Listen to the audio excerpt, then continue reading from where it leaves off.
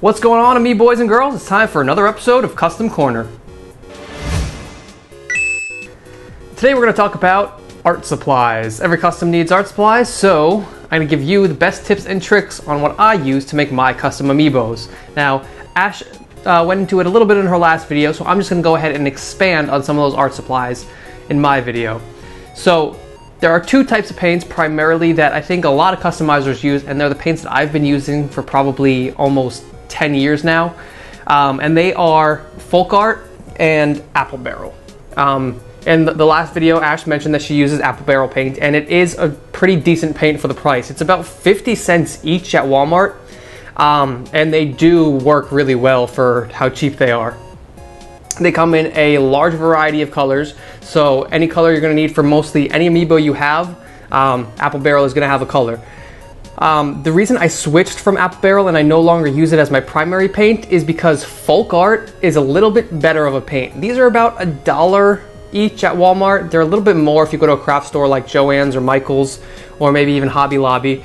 But they're a little bit thicker, so the thicker paint is going to cover your characters a little bit easier than the cheaper Apple Barrel paint is going to. So you can make great, amazing customs with Apple Barrel, but you're going to need more coats of Apple Barrel paint than you would of Folk Art paint. It's a lot thicker, but the downside of that is that you need to thin out these paints much more. You could buy paint thinner to make the paints thinner when you're painting, but I just use water. I just dip my brush in just a little bit of water with the paint alongside it, and that'll make the paint much thinner on your figure so you don't get those nasty streak lines and thick globs of paint on there. So another reason I switched from Apple Barrel to Folk Art is because Folk Art comes in a lot more colors than Apple Barrel, even though Apple Barrel does come in a lot of colors. It comes in a lot more with Folk Art, and there's different styles of paints for Folk Art. So this is just a basic matte white Folk Art paint that I use as white for all of my customs. And this is just a regular matte paint, but Folk Art also comes in metallic paints. So their metallic paints literally have that nice shiny metallic color to them. Now this one specifically is Gunmetal Gray, which most people are using currently for shiny Charizard figures. So this is Gunmetal Gray, and again, it gives you that nice metallic shine. Then they have even cooler paints, which are Extreme Glitter paints. Now, Extreme Glitter paints are just different colored paints with very, very, very fine pieces of glitter in the paint to give your characters a glittery feeling to them. So I bought a bunch of different colors of the glitter paint for my personal shiny Charizards because I didn't want them to just be metallic. I wanted them to also shine. When you find a shiny Pokemon in the game, you get that star bling effect on there, and that's what I felt would be better off with glitter than with metallic kinds of paints. So that's why I went with the glitter. So Folk Art paint comes in so many different colors and so many different options. You have matte, gloss, glitter, metallic. So that's why I switched primarily over to Folk Art paint, because they're a little bit more expensive, but the quality is just a little bit better. And there are so many different options that I could stick with one brand, so I have a cohesive scheme throughout all of my characters. Now, another big thing that people are always asking about is types of clay that customizers use to make their customs. Now, I can't vouch for everybody, but I do know a lot of people that just use Sculpey.